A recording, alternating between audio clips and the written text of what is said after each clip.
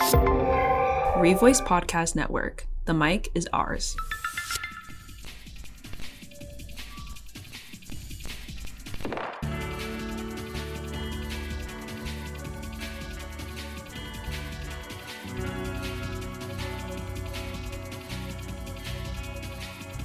Welcome back to the Bad Attitude Podcast, where we document the creative prowess behind local VCU artists and get to understand their process. I'm your host, Brett Coleman, and this week we're continuing our conversation with Cooper Ludwig about Kikagaku Moyo, his animation process and style, and what he hopes to accomplish with his band, Handsome Grandson.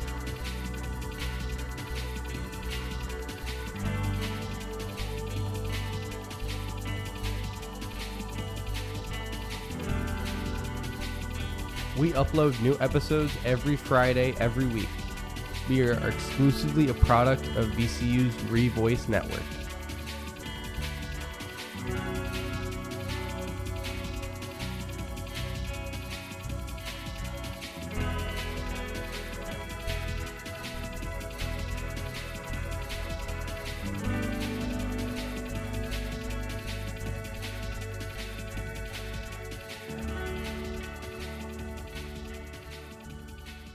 Would you say you're more of a digital artist or more of an analog artist when you look at your type of music that you play?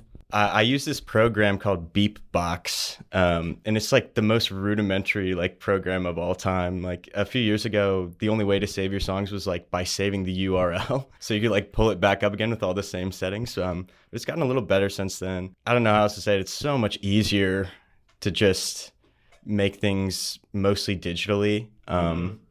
You know, you need a lot less equipment. And another thing is if you live in a house with like other people that are like making noise all the time, if you don't have like a space where there's like some kind of soundproofing or anything, it's really hard to get like clear recordings.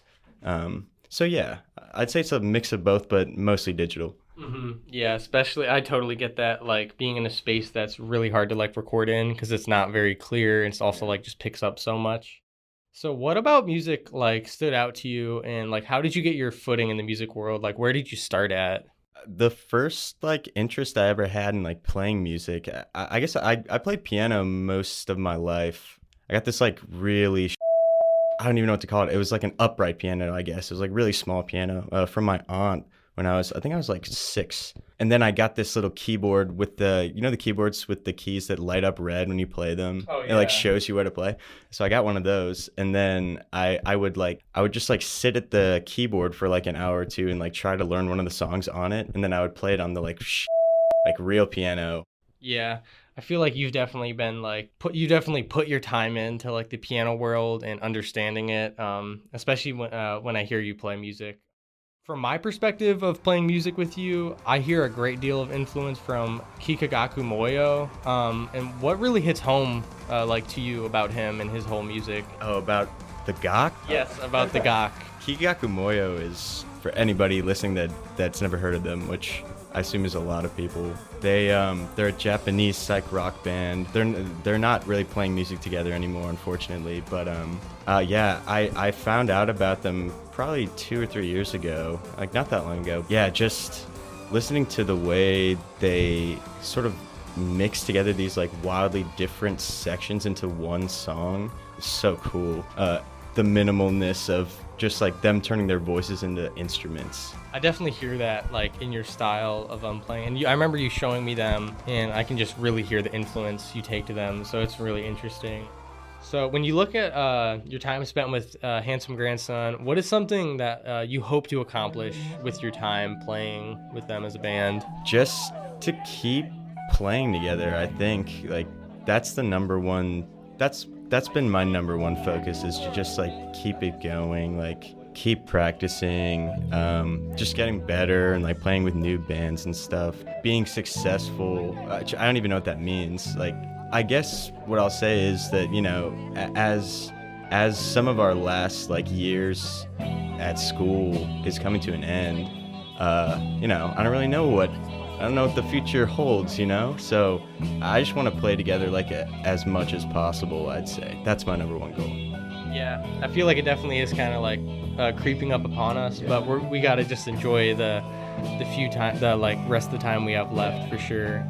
And lastly, this will be the last point about Handsome Grandson. What is your favorite part about being in Handsome Grandson? It's just like having like a group of people that I get to basically hang out with for like 4 or 5 hours twice a week, and that, you know, we just get to talk about random mostly just like music stuff, but just like random stuff. It's just like great to have a group of people like that. And then you get to meet a bunch of other groups of people that are like doing the exact same thing you're doing, and they're also trying to like, you know, be successful and all that. And yeah, it's just like, it's your foot in the door to like a community that you wouldn't have been in. That's my favorite.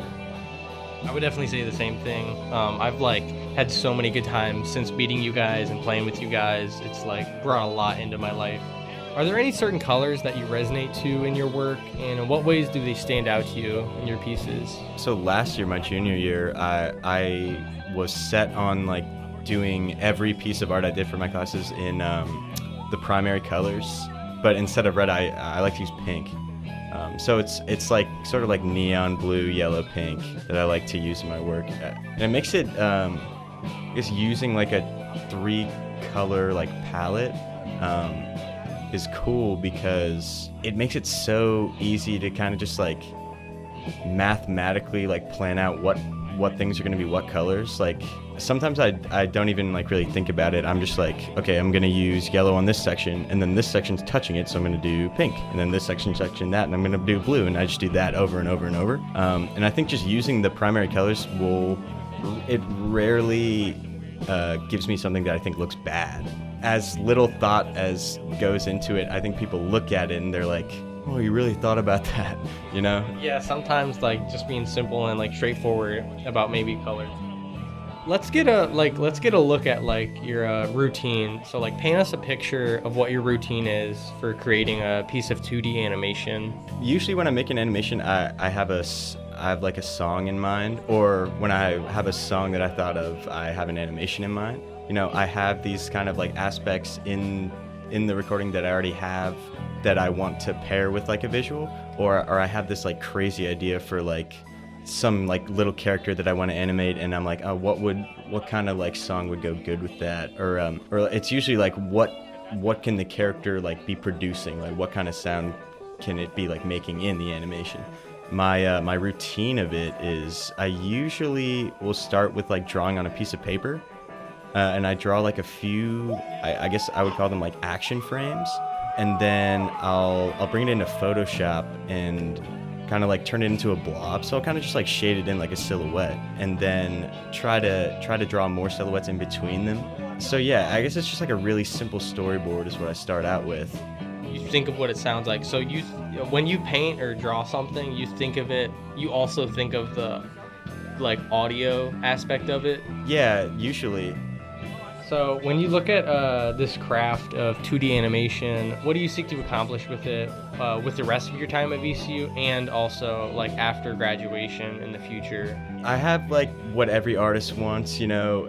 I guess like the dream for every animator or songwriter or anything is just to like make what they want to make and then put it out on like, you know, whatever it is, YouTube, Spotify. I would say that I've been like super focused on just building a portfolio of like a lot of work, you know, because I think that that's the number one selling point is if you have some kind of website and you're an artist, I think the website should be mostly just like big panels of your work. By the time I'm out of VCU, I want to just have like a really nice, like professional looking kind of like group of work.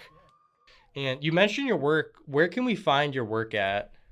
You can find I guess like my coolest stuff on my YouTube channel. It's a Pixelblot. So Pixelblot. Well, that's about all we have. Thank you so much for meeting, Cooper. I really appreciate it. Thanks, Brett.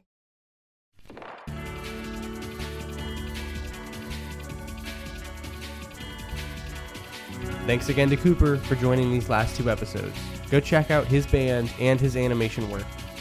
While you're at it, follow us on Instagram at badattitude_revoice. Go check out Common Talk and Podline for more Revoice Network content.